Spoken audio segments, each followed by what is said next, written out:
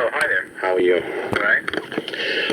I have been unable to reach Doug Horn, and so I was just wondering whether or not he's suffered any repercussions from his time in Dallas. Rick, that's crazy, outrageous, paranoid. No, I'm not talking about anything. Fear. No, he's fine, Rick. No, because I know he works. Neither of us live in a world where when we give a speech in 1998, the forces of darkness close in on us. Well, I'm not talking about anything to that degree. I'm not talking about Enemy of the State here. I don't know if you've seen that movie yet or not. But I know he works with, David Marwell? Where did he take a new job? One of these historical places where somebody who was with him at the review board was... But, I'm just curious. Well, there are... Rick, everything's fine. All right, well, that's good to hear, because I'll just keep plugging then, and hopefully I'll be able to make connection with him. Have you talked to him recently? I speak to him every day. I assume you did, so... I just had 2 or 3 questions that he said he would answer for me once he left the board, and things were very crazy in Dallas, as you know, and none of us got a chance to really connect that weekend, so I'm just hoping I'd have a chance to talk to him for a couple minutes. I'll leave a message with him, and if you talk to him today or tomorrow, I'd appreciate if you let him know that... Well, if you leave a message, I'm sure I'll get it, Should be no problem. He'll know he has a message if you leave one. Right. Okay, well... Did you have that stuff with you in Dallas about Dennis David? I'm sorry? Did you ever have that footage with you in Dallas of Dennis David sleeping? Yeah, but unfortunately, there was no machine. I even borrowed a VCR and then tried to implement it in my room at one point and just couldn't do it. Yeah. So the whole thing fell through. And then you guys were running around like crazy. And, That's true, we were running around. And I never heard back from Doug until he was ready to leave, so... I saw him that night at the dinner, and he apologized, but at that point, it was just... Yeah, you're right. Okay, well, another time then. But anyway, you should leave a message, and I'm sure he'll get back. I know he's working very, very hard. He's working long hours. I'm just out of curiosity, did he ever discuss with you his take on the whole Reeby situation? Because he felt that there was something more to that turnaround, and he didn't really feel comfortable talking about it until he left the board. But you and I both feel the same way. I'm sure that the thing makes absolutely no sense at all, and certainly plays very sour in my mind when it appears in that 5-page cover letter for the medical stuff, and then, of course, in the president's report that I just received, that, Reeby had changed his mind after seeing the autopsy photographs. I mean, Rick, listen, I don't think we agree on that at all. I really don't. There are some people who just don't have much of a backbone, and Reeby's one of them. I do not see a conspiracy there. You think it's as simple as that? How old are you now? I'm in my 40s. I've been at this stuff for 35 years. And, yes, I think it's as simple as that. I've run across all kinds, and I certainly had encounters with Reeby of considerable number of hours, and yes, I do think it's as simple as that, and I think Doug feels the same way. Okay, because the guy was pretty much solid and never varied from his position. Have you ever met him? Yeah, sure I did. I interviewed him. I talked to him numerous times on the phone. Okay. Before, during, and after his deposition in Washington. Oh, before, during, and after his ARRB depo? Sure. Did you ask him why he changed his mind? Well, basically, he was, again, either we're dealing with a schizophrenic or something here, but he said, first of all, he was stunned to hear that the thing was worded and positioned that way.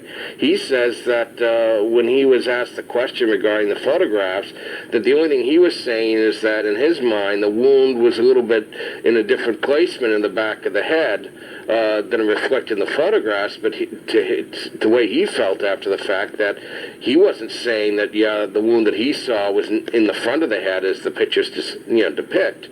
So there seems to be a lot of confusion, and he was certainly stunned to hear that he was being now, represented as somebody who's completely changed his mind and all this stuff. So I'm Rick, totally did you read his transcript? Yeah. I mean, if words have any meaning, and if English has any meaning, he completely copped out. Doug was there. He described it to me the night it happened. It was a terrible experience. Reeby can say anything he wants to you in 1998. It doesn't change what he did. He threw away a historic opportunity to be on the record in favor of a wound in the back of the head, confirming what he had said to me in 1978 or 9 on the phone, confirming what he had said on camera to me in 1989. He threw it all away. Well, let me ask you this. And now, I really don't appreciate, if you want to know the truth, the people who are going to come along years later and say there's all some big conspiracy. The guy just copped out, period. I'm not. Did you hear me say the word conspiracy in this conversation? No, but I'm just telling you what happened. And if he's going to try to rationalize it, well, anyway, it's too bad. He threw it away. You know, you go around once.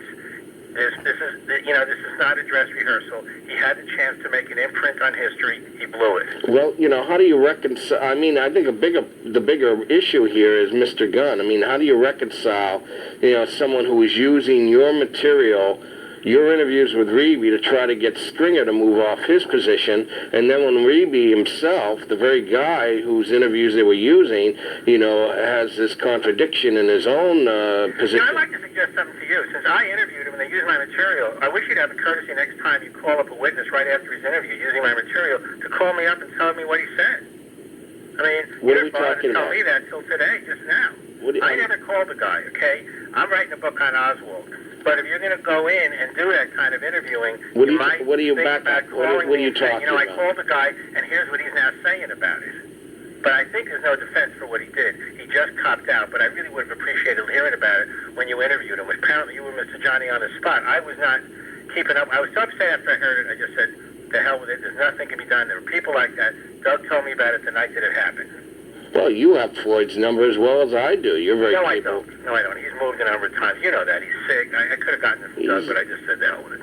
He's been at the same number in Oklahoma for the last whatever number of years. He hasn't moved. Okay, he doesn't answer his phone. He copped out, and what he says on the phone is of no evidentiary value. It may not, but I'm just a little bit curious as to why Gunn didn't press the issue more than just asking the simple question, did anybody ask you to change your mind or your testimony? Because Gunn asked him the simple question, and he blew it. And Gunn knew what happened right then. Gunn would have been more than happy to have him answer it the other way. You think so? You and Doug were the ones that were basically putting forth the idea that there's something very troubling about the way Gunn handled himself in that whole. Not in Reeby. He just asked him the question. He's not there to go and rescue the critic's position. He's not there to create a conspiracy position. If the guy said what he said, and if he'd said it honestly, it would have been on the record. Look, Gunn didn't try to turn it around when Stringer supported the information about a second brain exam. Gunn was honest about that. He's not a 100% bad guy, He's just kind of lonesome. And why do you fight Doug on getting the Parkland interviews done, and why did they not, work harder to get the autopsy pictures into play when they did interview these guys last night? I said it depends on how bad. It's not 100% glass full, and it's not 100% glass empty. But it's not Gunn's fault what Reeby didn't do. You really got to get your cause and effect straight, or you're going to go around imagining... Wait a minute. I'm not...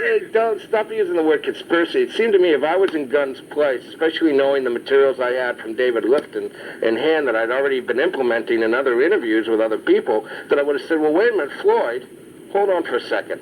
Let's go off the record here. Let's set up the videotape. Let's put this in. And Floyd, why don't you address this interview you did with David Lifton and get a comment on that? Well, maybe he should have done that. Well, it seems to me that's exactly what they should have done. He certainly used Floyd Reeby for in the Stringer interview. It's surprising he didn't use it with Floyd Reeby, right? Exactly. Yeah, well, he should have. Exactly. That's my point. That's all I'm trying to say here, David, is that... Because at the end of the day, they're using the Floyd Reeby thing as the only thing that again, is to make us feel that none of these witnesses are viable, none of their testimony is worth a damn because memories fade and all the rest. All I can tell you is that Jeremy Gunn did not see his responsibility as cross-examining the witness in order to save the critic's position. His position would be that the filmed interview exists and speaks for itself. Screw the critic's position, David. Let's just deal with what the guy's been saying to everybody for 25 years and address that thing. I don't understand. Listen, I will agree that he should have shown him his interview, but I'm telling you that the damage was done when Floyd Reeby gave a different account. That's the damage. Even if he had taken out my video films tape and run it, it wouldn't have changed the fact that when asked to spontaneously give his opinion, shown the evidence, he did not say, look, he saw the same pictures at the archives as I showed him, only mine were in black and white, and he did not repeat the same answer. That's his moral failure. Don't you ever forget it. He cannot be rehabilitated simply because his original statements fit with a conspiracy theory. The guy copped out when he had his historic opportunity, and that's what I would tell him to his face if I met him. I feel sorry for him because I understand he's in very ill health, and he came to Washington under some duress because he felt he was in ill health with regard to some kidney situation. But there's no way of rehabilitating what he did. He blew it. And it's not Gunn's fault. Well, of all those medical witnesses, other than Spencer and maybe a couple other people, who has questioned these photographs on the record, really? Who did? Anybody? I can't answer you. I mean, I was stunned to see what Doug did with that skull, and ultimately, you know, I didn't really pay attention to it in the exhibits, but to see that drawing that Boswell did, I mean, my God, that's exactly what Jerry Custer's saying. I could put both hands into the cabinet. That's what all these guys have been saying for years. You know, and to have Boswell finally come out and put it in those terms. Well, Boswell drew the diagram. Exactly. So how do you reconcile the diagram with the goddamn photographs? I didn't say it could be reconciled. No, but this is I'm not saying you, but how, in general, how does one do that now? You know what I mean? Well, I don't. And how does Jeremy Gunn reconcile that? Even better. I don't know what he would say. You'd have to ask Jeremy Gunn. I mean, I have no idea what he would say. No, the guy's a chicken shit. You know, he heard Doug speak and he goes running for the airport. I mean, what can you say about this guy? He should have defended his position. There should have been a dialogue. Right, there should have been. I understand all that. Look, the fact of the matter is that if Stringer had repeated under oath what he told me in 1972 in August, which I interviewed him twice to clear it up because Dr. Weck wouldn't even deal with the problem, and he's another person who cops out, by the way. So Weck wouldn't deal with it in 72. That's why I called back Stringer and went through the whole thing a second time with anatomic terminology. If Stringer had stood up and said in 1988 to KRON and then repeated in 1998 or 6, whatever it was, before the board, what he had told me in 72, and if his assistant Reby had done the same thing under oath, this record would be different. This is what was needed. You'd have to at least have the guys that took the pictures disown them. Well, obviously under oath. I get exactly, and obviously for their own personal well-being or whatever it is, they don't feel it's worth it to say the emperor's wearing no clothes. Okay, so that's their problem, though, isn't it? Well, it becomes our problem, but it's our problem. It's not their problem. They don't give a shit anymore. It starts with them. It starts with people who are not willing to bear witness to the truth.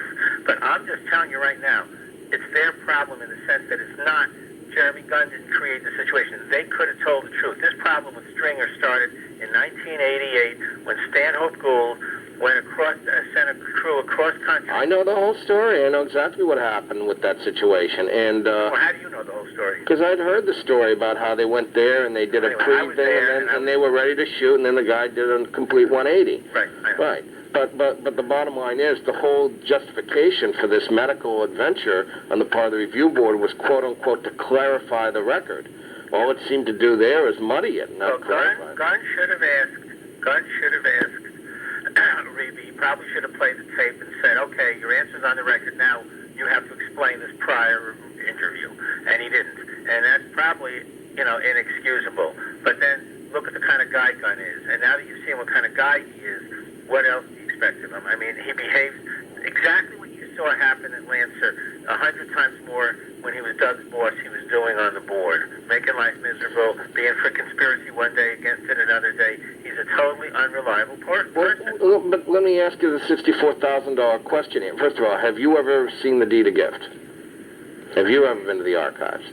Well, I've only seen what's printed in the New York Times or whatever. I don't know. Yeah. No, but you've never seen the actual formal autopsy pictures, the originals. You've only seen the Fox photos and the stuff that's been in the public domain, correct? Yeah, that's right. Okay. All right. Basically, and this is what Reeby could be referring to, and this is this weird conundrum, if you may, is that what I understand from somebody who has seen the deed of gift, I'm not going to mention the name of the person, but the person who has seen the deed of gift, that number 42 photograph, color photograph, whatever it is, with the hand at the top, and making it look like an intact back of the head, is in essence nothing more than the scalp being pulled over a completely blown out cavity, which Boswell, by the way, in his deposition, I'm sure you caught it, stated that that's such, and that he even said, this is my hand in the photograph. So in essence, if Floyd Reeby is saying regarding that photograph that yes, that's what I saw that night, then all he is referring to scalp pulled over an exit wound in the back of the head, and he's not changing his story. Interpretation, I suppose, but that's not the way it appears in the transcript, and that's not the way it appeared when Doug called me that night. There was no hole in the back of the head. He was just wrong about it. I don't see him say that in the transcript. All he says is, this photograph is what I remember that night. Yeah, but that's, I think he's reading a lot into it to think that what he's quote-unquote remembering from that night is a hand pulling a piece of skin or scalp over a hole that he thought. If you remember from the Nova interviews, when Peters and McClellan are also trying to reconcile what they see as authentic evidence from the government, with what they saw. I mean, this is what's happened to everybody who goes in to see these pictures. They're all using the same excuse. That but it's just an excuse. But you do know that photograph in the archives is authentic as far as the fact that it is hiding that wound in the back of the head, and the edges that you see painted in the Fox photographs do not really exist in the one in the archives. It's a whole different. It's like a shell game. You got three different variations on a theme here, and that's part of the confusion. So now you've just gone and built another construct here. I know I do not know that the photograph of the archives is different from the Fox photograph, or that it's holding up. I don't know how they got that photograph. Maybe they are holding scalp. Maybe it's a hairpiece or something. I don't know what they did to get that photograph.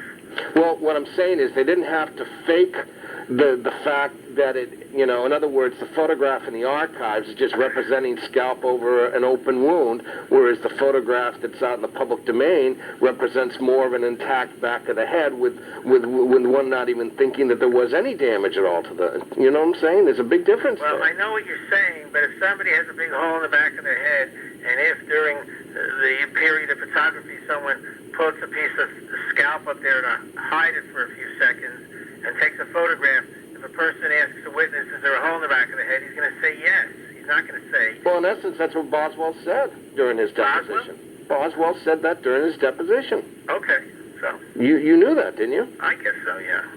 I mean, I'm not staying on top of every line in every deposition. Well, Doug was kind of surprised when I discussed it. He says, "Oh, you caught that too?" And I said, "Yes." And Boswell says, in discussing that one photograph, he says, "Yes, he said, that's my hand. That is my hand, and I am pulling the scalp over the hole in the back of the head," or not using those terms. Well, he's practically admitting that he's creating a forensic photograph, because you don't create a photograph to hide a wound. You create a photograph to display or reveal a wound, not to create. Well, none of the stuff that exists today was shown to display anything that was honest. We know that for a fact. That's the whole point of the Spencer, Knudsen, O'Donnell, and all the rest of the stuff. Well, whatever. I mean, it's obviously, it's loaded with conflicts of testimony, because if someone's pulling flaps up, I mean, it's like having a Venetian blind and then opening it and closing it. I mean, it's not supposed to be that way. It's supposed to be the photograph showing the head as it really is. I know that, exactly. But at least Boswell was honest about what went down. By drawing that diagram, he certainly, I mean, my God, if that diagram is pretty much right on, and all the other tech witnesses seem to verify that from their stories previously, then the only place you had left for some kind of a pseudo entrance wound was at the hairline in the back of the head, because everything else was gone. I mean, it's ridiculous. Well, anyway, as I say, it could have been helped if Reeby had stood behind what he told me. When I showed him the picture, he said, "This isn't the way it was." When Jeremy Gunn showed him the picture, he basically said, "This is the way it was," and he blew it. It's his problem, okay? He's created a mess of the record. I mean, he's made it impossible to make the case that we really ought to have made. And he's partly responsible, and Stringer's the other part of the responsibility. You can't build truth out of the testimony of liars. I'm sorry, or people who are cop-out artists. And that's what's happened here. Well, I don't know. I just feel that there's a gray area as far as the Reeby thing goes, and I'd like to know. There's a lot of shit that went on off the record in these kind of depositions as well. Well, how much Doug has shared that with you, I don't know, but what are you talking about? Gunn was the record. Doug, wait a second. Let me just set you straight, because you drip these innuendos of conspiracy. Doug has shared everything with me. Everything. There is nothing that happened during the Reeby deposition that you, Rick Russo, know that I do not. I'm not even referring to Reeby. Well, I'm not even referring to Reeby. I'm talking about the way, for instance, Jerry Custer was deposed and stuff that was discussed off the record, and just the way Gunn, conducted himself as the person. That's what I'm referring to in everything that generality. happened with Custer. Every night we would talk about it after the depositions. I have a complete record because we kept records of it. Doug Horn should have been the one conducting these things, but then again, he was too, quote-unquote, probably pro-conspiracy for anybody to allow him as an unbiased person to do this stuff. I really have. But, if you don't feel Jeremy Gunn was somewhat biased in the way that he conducted his business, then, obviously we have differing opinions. I think he was, I think he was not proactive enough. But I want to also tell you that Jerry Custer was a terrible witness. Just terrible. Well, then why did they tell him at the end of his deposition that he was the best one? Oh, I don't know what they said to him at the end of his deposition. I'm just telling you that I followed Jerry Custer over the years. I was the first person to interview him other than the government, and I've followed this over the years, and he's changed his story repeatedly, and now he's working on a book with Tom Wilson. How's he changed his story? I don't have listen, I didn't create a matrix. The problem in this case is not Jerry Custer. The problem is Stringer and Humes, and Fink just dodges bullets. He now says, I don't remember a damn thing, which is a safe thing for him to do. But, these technicians are not the problem. They're the salvation, for Christ's sake. Without them, what would you have had from day one? Everybody else lied to you. Yeah, well, a lot of people, Jerry Custer told me that he put both hands inside the cranium. When I interviewed him... Well, maybe that's what he meant was he could have put both hands inside. I'm sorry, I can't read his mind. That's what he said. I put both hands inside the cranium. It's on film. Go look at it. I asked him 10 years later... that's not on the best evidence video. Yes, it is. Absolutely. I'll have to look at it. Yeah, it's right there. Listen, you can't get these guys. I mean, after the first crack at these guys, 30 years later it was pretty bad. And what happened is Jeremy Gunn, by the way, got completely disgusted after the Reeby and Custer depositions because there were so many story changes and such exaggerations and so many. I mean. Oh, and he wasn't disgusted by Humes or Stringer? I don't know. You speak to him. I can't speak to him. I don't know.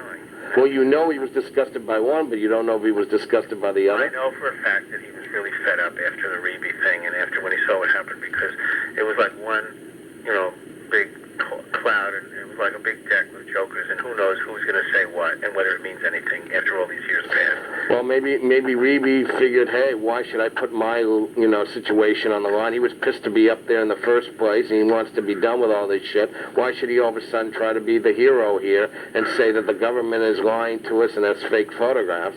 Maybe he felt that, hey, he would be bringing a world of shit upon himself under oath and deposition and not just to people like you or me, saying, Rick, that's the most screwy, inverted standard I've ever heard. Go try to publish that.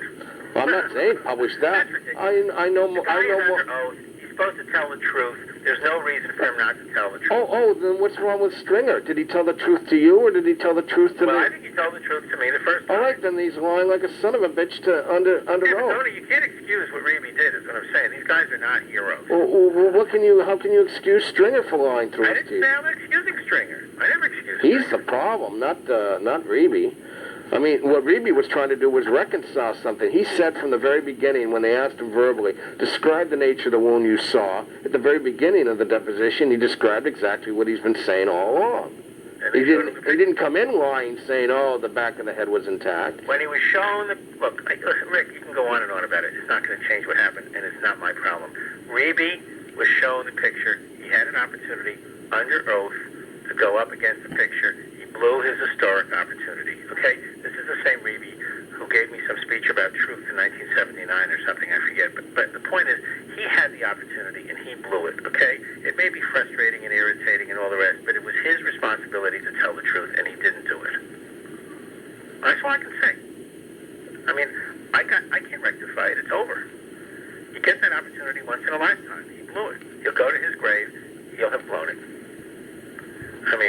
There's nothing that can be done. You can interview him 100,000 times. You can record the conversations. You can transfer them to audio. You can do all the greatest things in the world. It's not going to change what he did under oath. Don't you understand? And if you don't understand, you're going to have to get sophisticated about what it means. Oh, I do. I do understand. I do understand. But there are variables here, like a guy in his own personal life and not wanting to deal with this stuff Rick, anymore. I don't have time for this. I mean, okay, if you want, I don't care if you use them. I'm doing some other work now. Okay, I mean, you can do it. It's fine. I'm glad. You know, people want to. This is not like crying about sex. Okay, this is really serious. This is about the president's wounds and the guy's historic witness. It's about lying when you're in Ford's Theater about what you saw. Okay, the guy didn't do what he should have done. Interview him, make you hear about him, write about him. well, wait a minute. You see, this is a difficult thing because in essence, what he's, I don't know if he's lying. What he's doing is trying to address photographs that are being shown to him that are basically being put forth as authentic for all intents and purposes. And he, like everybody else, is trying to get his mind around them. Is he not? I don't know, Rick. Under oath, he's being asked to say, okay, is this what you... I don't know either. It's a very confusing thing. That's the only reason why I'm trying to understand it. I'm not trying to debate or argue with you, David. We're both on the same page about that. And it is frustrating that this happened. And his name is being used now to show as an example of how witnesses after 35 years are totally confused and we can't depend on them. That's right. And I think that the witnesses are everything in this case. Well, look, you know, he did what he did. I don't know what he says about it now. Maybe, have you mailed him his transcript? Did I mail him he got it? He had they all had their own copies of the deposition before anybody got Have them. you gone over it with him on the phone, line by line? I think I read him the one poignant thing, and he immediately was, again, I can't remember exactly, but he seemed stunned that this is the way it was presented. And yet maybe the guy is just losing it altogether. You know, he told me...